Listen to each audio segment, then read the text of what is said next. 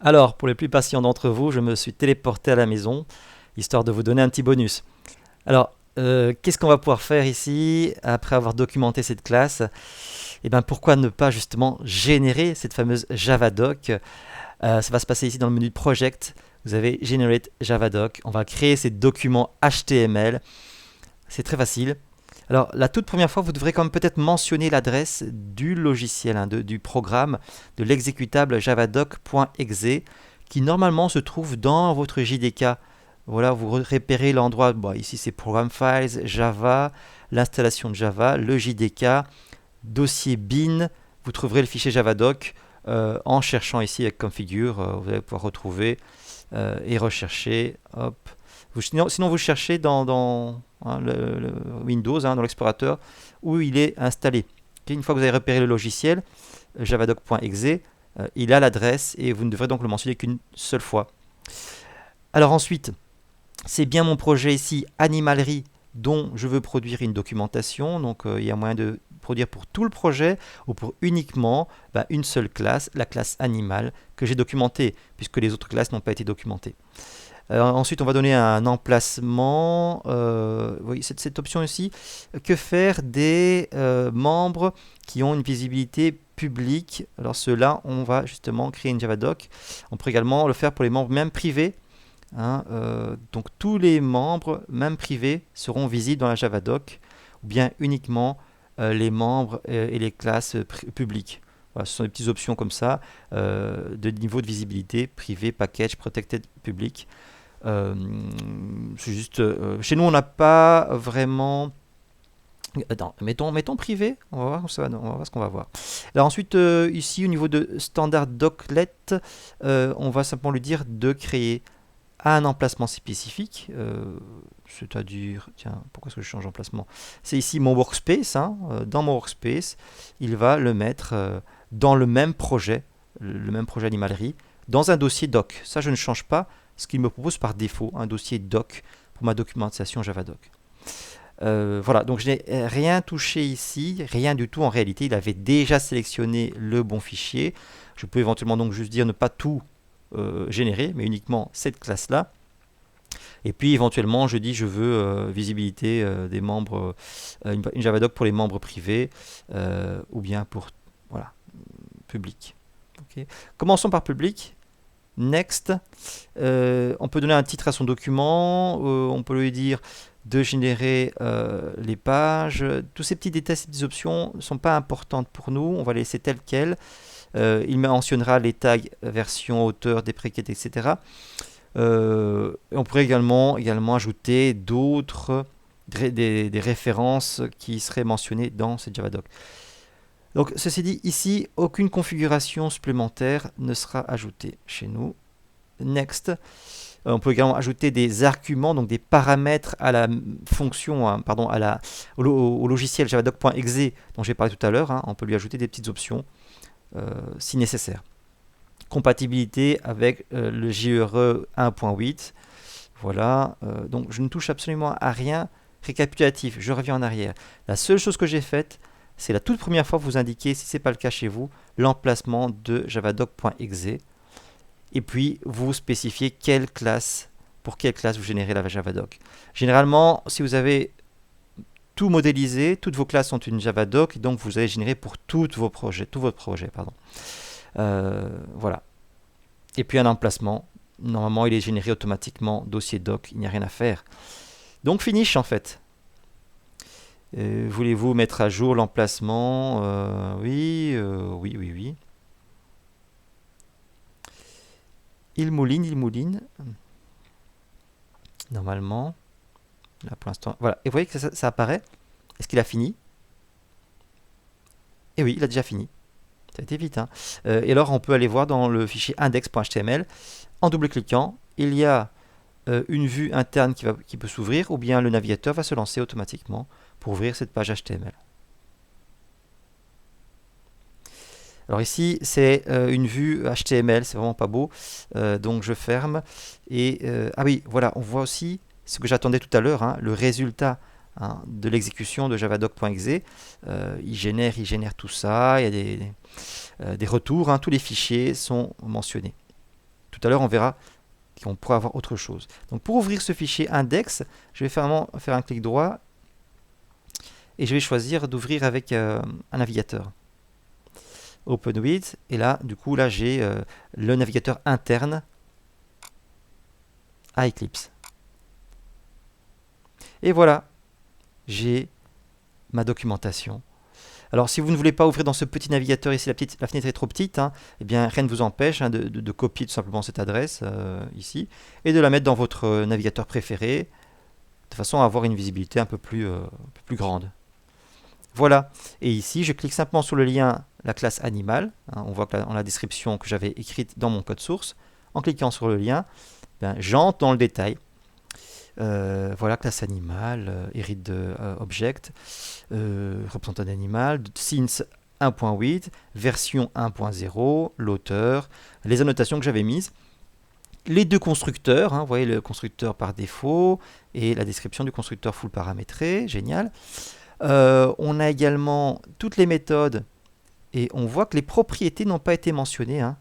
On a directement constructeur et méthode, pas les propriétés. Voilà, au niveau des méthodes, j'avais renseigné un getter et un setter et le toString. Les autres n'avaient pas été décrits, donc vous voyez que j'ai pas de détails, pas d'explication. Quand je clique sur drink par exemple, j'ai absolument aucune info, pour preuve qu'il faut faire une Javadoc complète pour avoir quelque chose de propre. Hein. Donc ici, je vais voir ma méthode drink. Voilà, il n'y a absolument rien comme documentation. Donc il faut faire le job jusqu'au bout. Documenter les getters, les setters, tous et toutes les autres méthodes pour avoir quelque chose de complet ici. Mais vous voyez un petit peu l'idée. Alors maintenant, je vais recommencer ça. Je vais choisir au niveau de la Javadoc, Project Generate Javadoc. Ici, créer Javadoc pour les membres avec la visibilité private. Finish. Vous voyez qu'il est en train de travailler. Il a terminé, on peut le voir là. Je vais actualiser tout simplement la page. Et maintenant, j'ai mes champs qui étaient mentionnés en private, qui sont visibles. Voilà la petite nuance dans cette option-là. Est-ce que vous voulez, oui ou non, voir les champs private dans la Javadoc qui a été générée? Ou est-ce que vous voulez uniquement voir les champs protected, ou uniquement les champs de type package, ou les champs publics? Voilà. Quand vous choisissez private, alors il va montrer tout, que ce soit des propriétés private, protected, package ou public, il les montre toutes, que ce soit des méthodes également, private, protected, public ou package. Voilà, c'est le niveau de visibilité le plus restreignant, le plus contraignant. Et en le choisissant, vous acceptez qu'il affiche tout en fait.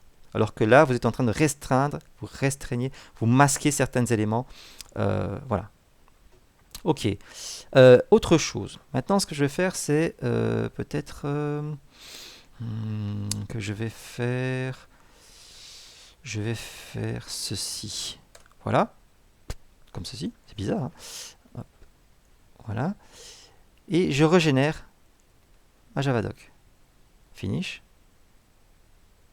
Paf!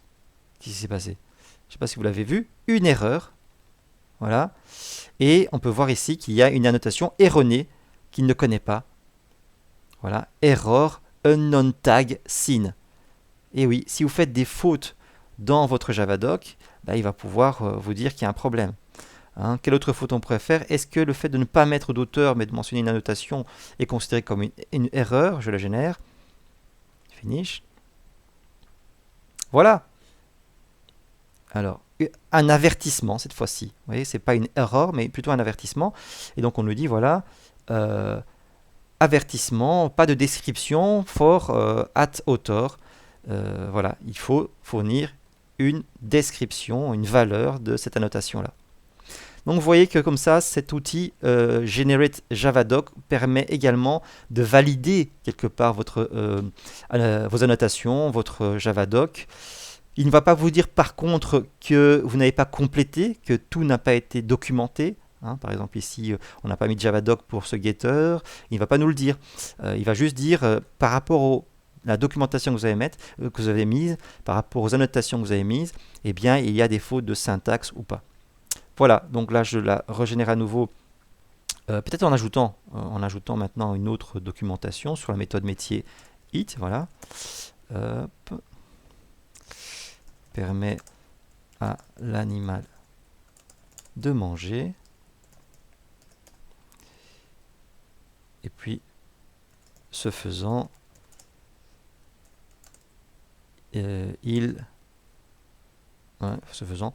son poids augmente de 10%. Et alors, je vais en profiter pour faire des petits paragraphes. On a vu qu'on avait la possibilité de mettre des balises de paragraphes.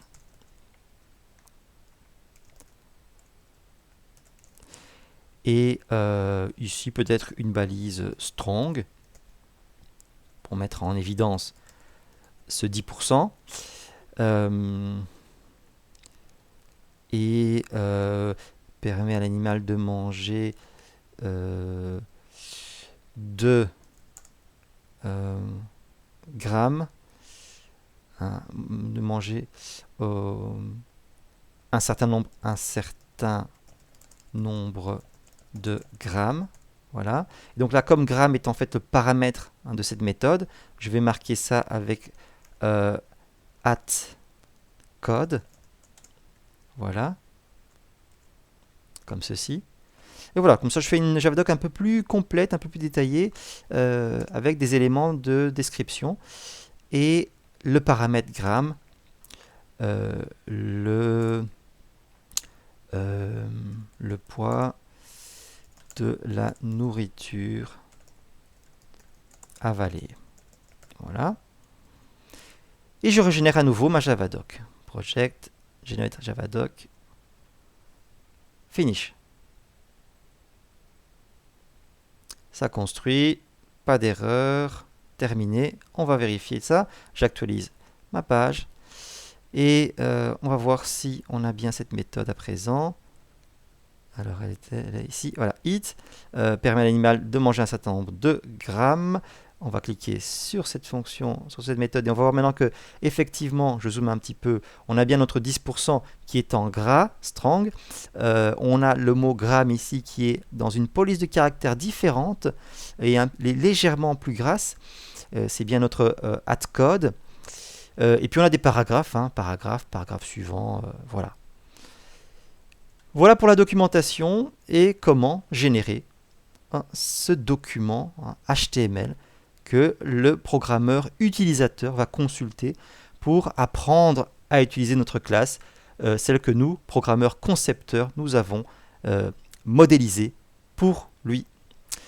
Voilà, merci et à bientôt. Bon courage pour la suite.